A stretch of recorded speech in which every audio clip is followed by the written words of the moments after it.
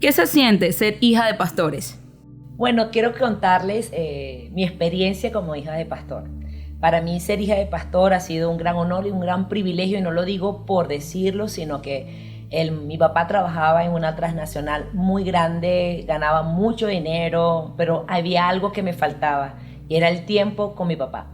Cuando Dios llamó a mi papá David Guerra y Leida de Guerra al pastorado, fue algo hermoso porque ya yo tenía una vida en la iglesia. Mi mamá me llevaba a todos los programas de la iglesia, todas las actividades, estábamos las dos ahí.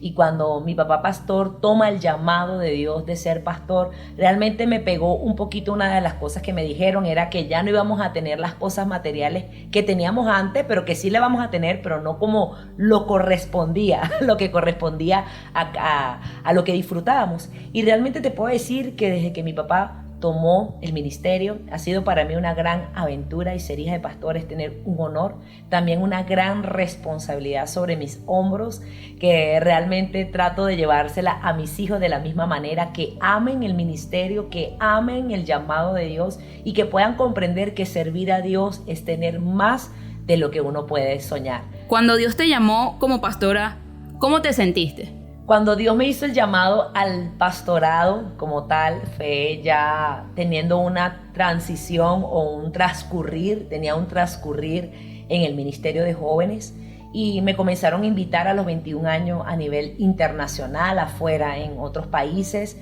y realmente la gente fue que me ya comenzó a llamar pastora. Yo no era pastora, era líder de jóvenes, líder de danza, y a medida que fueron los años, mis pastores me dijeron: queremos llamarte al altar y ungirte como pastor porque el Señor nos ha dado la orden. Cuando recibí el llamado o la confirmación del llamado que yo tenía a nivel pastoral, fue realmente sentir un amor muy grande por su iglesia y decirle al Señor: ¿cómo se hace esto? No lo sé, pero yo voy a asumir este llamado y este gran reto que tú me colocas, y realmente ha sido un honor, un privilegio, pero también un transcurrir donde he visto la mano de Dios, de mi transformación del antes a la hora, y también entender que ya no estaba comiendo en la cocina, sino que ahora iba a comer en la mesa del rey para darle al pueblo de él de la comida del rey. ¿Es fácil los procesos que pasa un ministro del altar? Realmente los procesos que pasamos los ministros de altar no son fáciles. Algunos sí y otros no.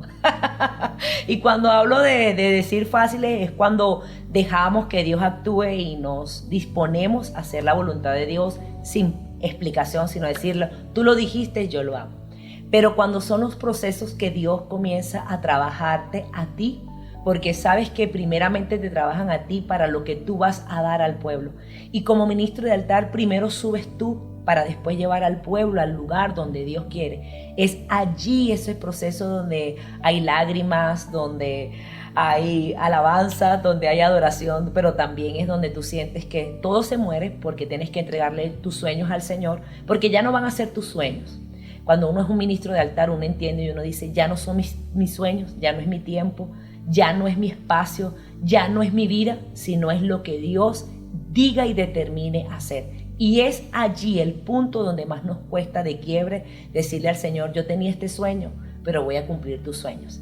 Y cuando te ves morir a tus sueños, es allí donde se te hace fácil la vida ministerial, porque sientes que has ganado mucho. Cumplir los sueños de Dios es hermoso, pero los procesos traen dolor, pero también traen satisfacción de ver el resultado de la gloria de Dios en tu ministerio. Hablemos del proceso que Dios utilizó para transformar tu vida. Bueno, el año pasado, en inicio de enero, Dios me dio una palabra en la fiesta de las primicias y me dijo que a mitad del año me iba a pasar algo muy fuerte.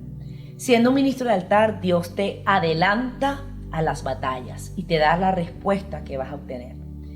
Y yo no pensaba que iba a ser algo de la iglesia a nivel ministerial, pensé que iba a ser algo realmente todo ministerial, toda iglesia, más no personal. Y realmente el año pasado Dios me llevó a un gran proceso donde fue transformando mi corazón. Dios me habló y me dijo: ¿qué quieres decidir en tu vida? Y orando, porque pidiéndole la respuesta de Dios a la decisión que iba a tomar a nivel familiar, a nivel matrimonial, Dios me dice: la decisión la tienes tú. Y cuando le di la decisión a Dios por amar a mi casa, por amar a mi familia, por amar a mi iglesia, por amar a mis hijos y por amarme a mí también, Dios me dijo, está bien, vas a tomar esa decisión, pero con una sola condición, no odiar. Y ahí entendí que para poder pasar los procesos de Dios, la única forma que lo iba a pasar, iba a salir de este desierto, era no odiando. Ha sido fuerte porque uno en medio del dolor, uno en medio de la angustia, porque a veces hay angustia, uno a veces en medio de la esperanza que tú tienes, que dices quiero verlo, y humanamente uno dice quiero pasar por esto, quiero ver la defensa de Dios, pero Dios me llevó en un proceso donde te puedo decir morí totalmente y Él me ha hecho de nuevo. No ha sido fácil, pero he visto la mano de Dios, pero hay una palabra de Dios conmigo. No odies para yo poder defenderte. Que tu corazón no odie para que yo pueda actuar a tu favor. Y así lo he visto todo este año y el año pasado también lo he visto y lo seguiré viendo en mi familia, en la iglesia y en el ministerio. ¿Qué consejo le das a los ministros de altar que pueden estar pasando por el mismo proceso? Quiero decirte que hay una decisión donde nosotros tomamos como ministros del altar. Y esa decisión es romper ciclos en tu vida para traer bendición a tu ministerio. Cuando comencé a pasar por esta situación familiar, pensé mucho en mi vida y la gente alrededor me decía, tienes que pensar tú como mujer, pero cuando uno es como ministro, uno es un ministro de altar, esas cosas se te olvidan, porque eso tú nunca lo piensas. Ya tú no piensas como un hombre, como una mujer, sino piensas en el ministerio. Y realmente yo dije, determino romper ciclos sabiendo las consecuencias o quizás la gente que me iba a juzgar por la decisión que iba a tomar. Pero realmente los ministros de altar vivimos cosas en nuestras familias. También nosotros tenemos luchas a nivel familiar, a nivel económico, a nivel de salud. Pero cuando estamos dentro del altar de Dios, allí nadie va a ver lo que nosotros vivimos, solo Dios. Y ese es el momento donde Dios mira tu corazón, a ver si las circunstancias es más grande que el amor que tú sientes por Él. Y realmente te puedo aconsejar que tomes la decisión que tu corazón sabe que va a traer la rectitud, no solo a tu vida, no solo a tu familia, sino a nivel ministerial.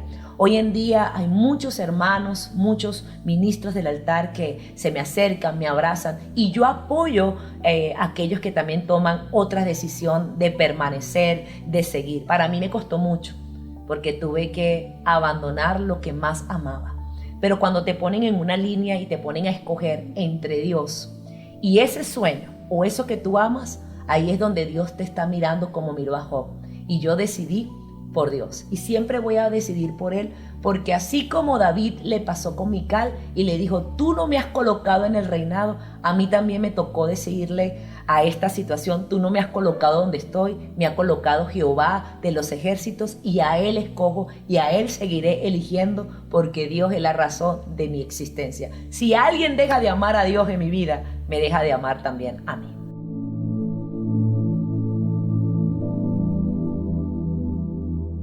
Me encontraba en un día llorando en mi cuarto, amargamente, y Dios me dijo, no llores más, yo estoy aquí, así que se te acabó el tiempo de llorar y voy a comenzar a reír sobre ti.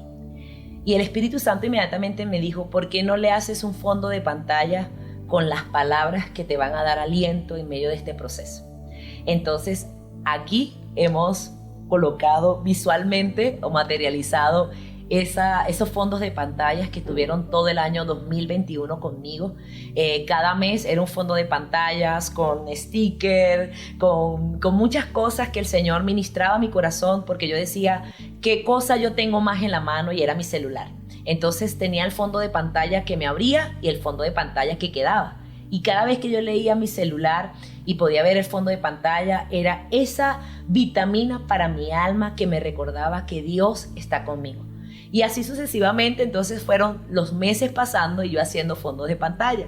Pero fue algo muy lindo porque mis hijos espirituales, para los que no entienden, mis discípulos, me comenzaron a decir, yo quiero ese, pastora, hazme uno para mí. Y entonces comencé a diseñar también para ellos. Y ¿sabes lo que es más lindo? Poder tener materializado estos diseños que ves ahora en estas libretas. Es que cada diseño, en medio de mi dolor, yo diseñaba para alguien y poderle transmitir el amor que sentía hacia esa persona. Y fue muy lindo porque Dios pudo hablarme con sus arte, con su diseño profético en medio de mi situación familiar, matrimonial, y pude mirar cómo las promesas de Dios me sustentaban. Asimismo, lo hemos materializado, entonces lo hemos hecho visibles, cada uno de estos diseños, para que tú también puedas tener esa vitamina del alma para tu vida. Y no solamente eso, sino que cada promesa Dios me daba una palabra que luego yo la fui predicando en la iglesia. Y pude mirar cómo muchos también en medio de mi proceso, igual que en medio del proceso que puedan estar pasando, matrimonial o familiar o ministerial o de salud, esas palabras eran de aliento para su vida.